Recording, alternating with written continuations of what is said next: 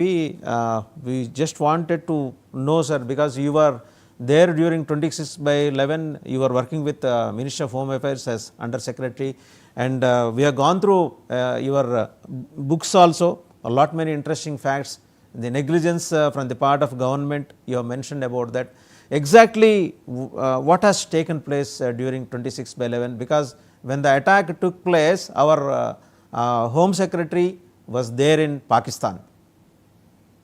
So 26/11, yes, it attack took place. The entire senior leadership, excepting myself, were in Pakistan. I was the senior most in the internal security division, and that is how it happened.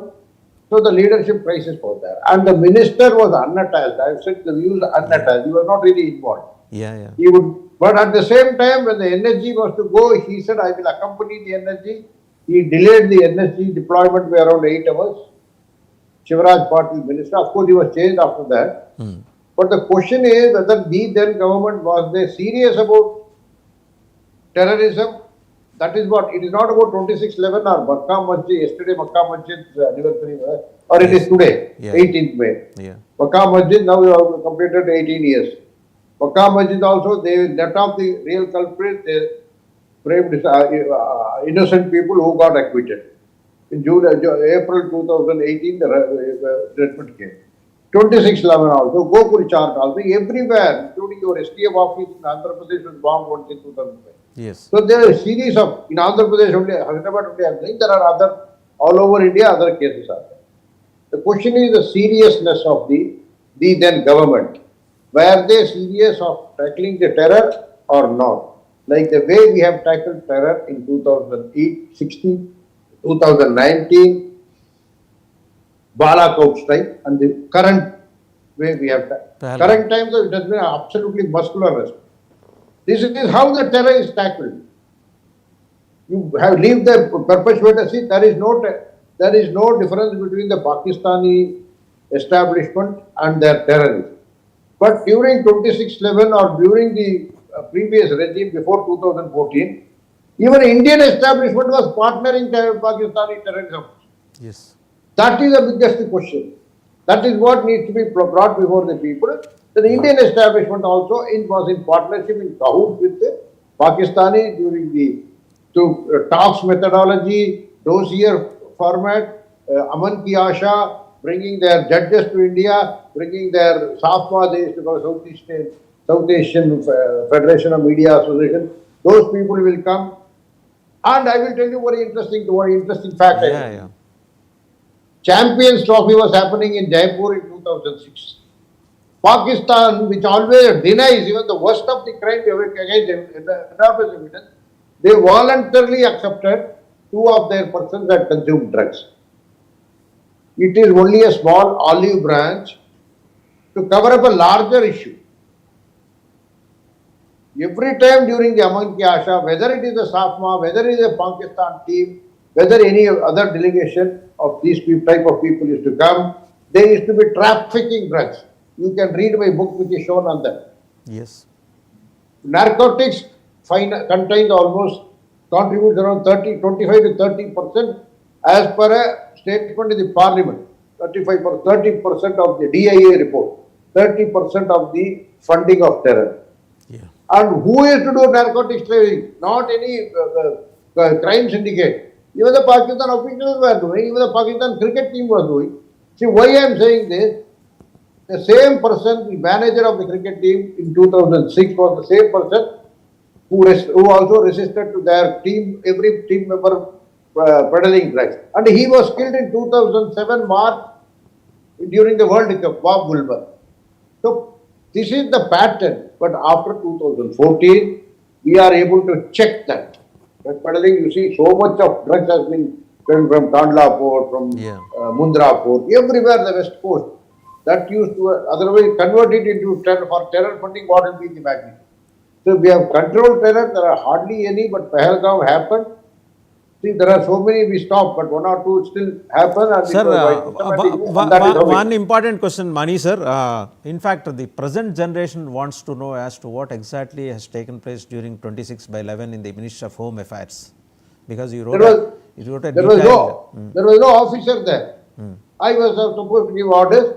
And we thought we would see, because if the NST was to be travel from Manesar to Delhi to this thing, it will take time.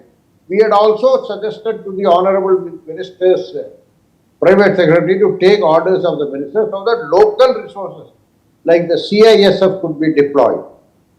But they did not agree to that. Like the CRPF deployed there in Navi Mumbai could be deployed. Because that would be because let us be very, the local people should know, 26/11 was not just a terror attack, it was like a war. Right. Now you have Tawahur Rana, who has also come to India under expedition. I hope he will also reveal a lot of things. And certain things which are not available in the public domain, like the involvement of the people, then the involvement of politicians, involvement of Bollywood people. See, basically, Hadley's and Tawahur Rana were given the recce of the Taj and Top Hotel by a Bollywood personality's son, using his father's influence in Taj Hotel and Trident Hotel. They could go, what is the escape route, all those things they knew, which was passed down to the Pakistani people, who simply handed over to them. Another media people, one prominent journalist was telecasting it live, our counter action, how the NSG was going, where they are going and all. Pakistanis were watching it from Karachi Hotel and instructing the terrorists on the ground to of the information about what is how the NSG is coming, which place they are going to come. So it was a one-sided war. It was something like my hands are tied in the back and I am asked to shoot. Our security forces. I'm surprised as to how only single officer, means only yourself was present. What happened to the rest of the senior officers? Where they had been? They had gone on an official delegation, official talks to Pakistan. So it was originally one day. Originally it was for 1 day. 1 day. Only 1 day, 25th. But what happened was the Pakistani side deliberately delayed the agenda so that it goes into the next day. It went into the next day. Next day when they offered, we were unsuspectingly, we agreed. Of course, one or two from our agencies who were a part of the delegation, they returned on 26th morning itself by commercial flight. Most of the people had stayed back. And at 3 o'clock, they fixed a meeting with the Rahman Malik, Home Minister, saying that it is a Katsi call. Okay. 3 o'clock means it is 3:30, 3:40 here. There the Katsi call got delayed, and later on, he said, tomorrow morning you can go, today evening I will take you to Muri. Muri is a small hill station near Islamabad. Okay. Those days, the communication system was not very robust there, very poor. So even if they had to send instructions, that was disabled by poor communication system. So these are all facts. And the government of India had a lot of things. But thereafter, our defense chiefs offered to take a revenge. But the government did not accept. Now we have taken revenge after Pulwama, we took revenge after Udi, we took revenge. But in 26/11, no such. They dismissed the idea.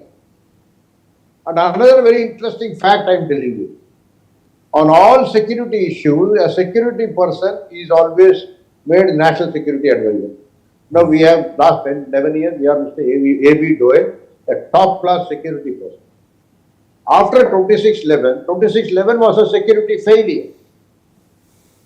What the government did to take the focus away from the security failure, they, instead of a security person, they appointed a ex-foreign secretary as national security advisor. Right. Deliberately. Are you getting the message? I'm trying to connect the dots, sir. Yes, I'm getting. That is what is important.